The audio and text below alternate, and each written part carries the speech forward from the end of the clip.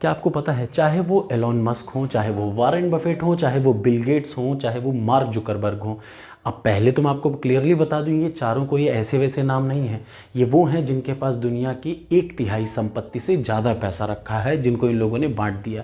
और अगर आपने इनकी एक खास बात को अपने दिमाग में बिठाल के सिर्फ 1 साल, इन चारों की एक ही खास बात है, और अगर आपने उन चारों के उस खास बात को सिर्फ 1 साल फॉलो कर लिया, तो मैं आपको कहीं लिख के स्टाम्प पेपर पे दे सकता हूँ, सिर्फ 1 साल बाद भले आपका आईएएस ना बनने, भले आप पीसीएस ना बने, भले आपका कोई गवर्नमेंट एग्ज़ाम ना निकले, लेकिन एक बात ज़रूर हो जाएगी, इनकी उस खास चीज़ को आपने अगर 1 साल फॉलो कर लिया तो आपकी लाइफ 200% बदल जाएगी।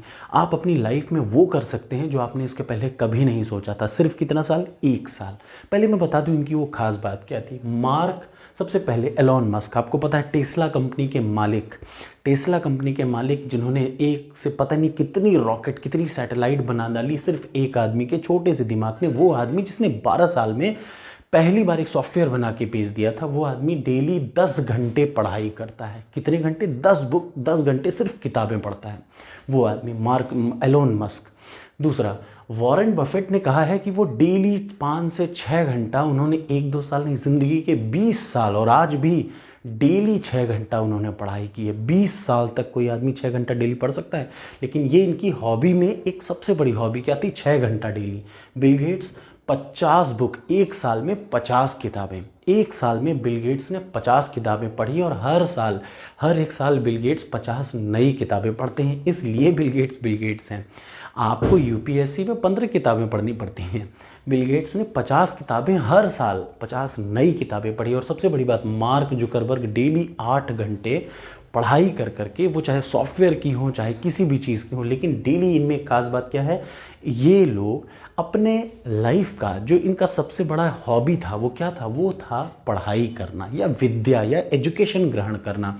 सिर्फ वो एक एजुकेशन, इसका कोई गुरु नहीं था, एलॉन मस्क का कभी कोई गुरु नहीं था, लेकिन इस बंदे ने 10 घंटे खुद से पढ़ाई की और विद्या ग्रहण की, और विद्या का मतलब होता है एजुकेशन। तो आज की वीडियो में मैं आपको बताता हूँ एक संस्कृत का कोट, एक बहुत बड़ा श्लोक, जो कि आपको बताएगा कि आपको सिर्फ एक चीज़ करनी है 1 साल तक, सिर्फ और सिर्फ अगर आप किताबों के तोता बनते हैं, किताबों को पढ़ने की क्षमता रखते हैं। और देखिए, दुनिया का सबसे आसान काम होता है पढ़ाई करना। सिर्फ क्या करना है, एक टेबल उठाइए, टेबल पे बैठ जाइए, किताब उठाइए, सिर्फ पढ़ना शुरू करिए। इससे आसान शायद ही दुनिया में कभी कुछ रहा हो या कभी कुछ रहेगा। तो दुनिया का सबसे आसान काम है पढ़ाई करना। और गलती से आपने अगर 1 साल कुछ किताबों को पढ़ लिया तो आप जो चाहेंगे वो बन सकते हैं, और मान लिया गलती से वो ना बन पाए तो आप उन किताबों के जरिए कुछ भी कर सकते हैं। और क्या क्या कर सकते हैं, वो एक संस्कृत की कविता बताती है कि विद्या नाम नरस्य रूपमधिकम प्रच्छन्न गुप्तम धनम।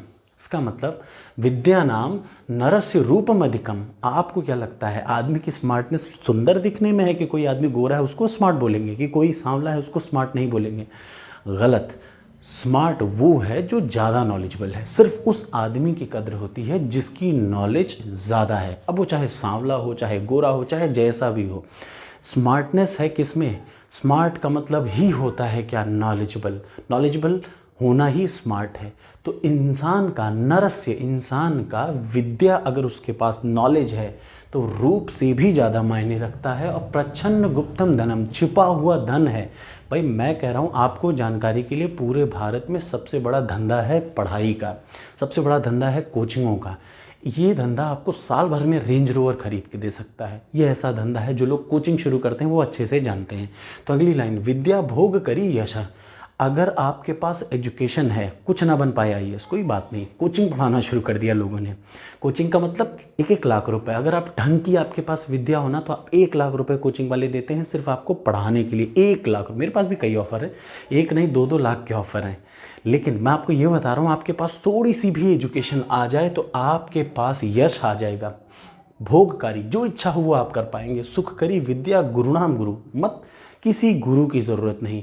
दुनिया में गुरुओं का गुरु क्या है? एजुकेशन। अगर आपके पास 10 अच्छी किताबें, भैया इन्होंने, बिल गेट्स ने 50 किताबें हर साल पढ़ी, 20 साल तक, मतलब पता नहीं कितनी किताबें पढ़ ली। आपको सिर्फ 15 किताबें 1 साल पढ़नी है, बस खत्म ज़िंदगी। मतलब ज़िंदगी ख़त्म का मतलब आपकी नौकरी फिक्स है। वैसे ही विद्या बंधु जनों विदेश गमने, आप कहीं भारत से बाहर जाएं, इलाहाबाद से बाहर जाएं या भारत से बाहर जाएं, सिर्फ एक चीज़ है जो कि आपको कहीं भी आइडेंटिफाई करा सकता है, वो है आपकी नॉलेज। आप कहीं खड़े हो जाएं किसी चीज़ में, लोगों को कुछ नहीं पता, आप वहाँ बताना शुरू करिए, आपकी नॉलेज की वजह से पूरे विदेश में, विदेश गमने, बाहर जाने पे आपकी इज्जत सिर्फ विद्या कराती है, एजुकेशन या नॉलेज कराती है। परा देवता, विद्या ही दुनिया का आज के टाइम पे सबसे बड़ा धन है। देवता, सबसे बड़ा देवता है यही धन। विद्या राजस पूज्यते, चाहे वो अकबर का समय हो, चाहे प्राचीन भारत का शकों का समय हो, चाहे वो गुप्तों का समय हो, चाहे जितनों का भी देख लीजिए, जितनी भी आज तक डायनेस्टी आई हैं या आज के समय में है, एक इंसान की हमेशा इज्जत होती है, और वो इंसान क्या है? जो एजुकेशनल है, जो नॉलेजेबल है। इसलिए विद्या विहीन, अगर किसी को नॉलेज नहीं है, किसी के पास विद्या नहीं है, या किसी ने किताबें नहीं पढ़ी हैं, तो उसकी कोई इज्जत नहीं है। पैसे वैसे की कोई, पैसा कमाना कोई बहुत बड़ी चीज़ नहीं है। पैसा तो एक कूड़े वाला उठाता है, 200 करोड़ का बिजनेस करता है, वो भी कमा लेता है। लेकिन इज्जत सिर्फ आपको क्या दिलाती है?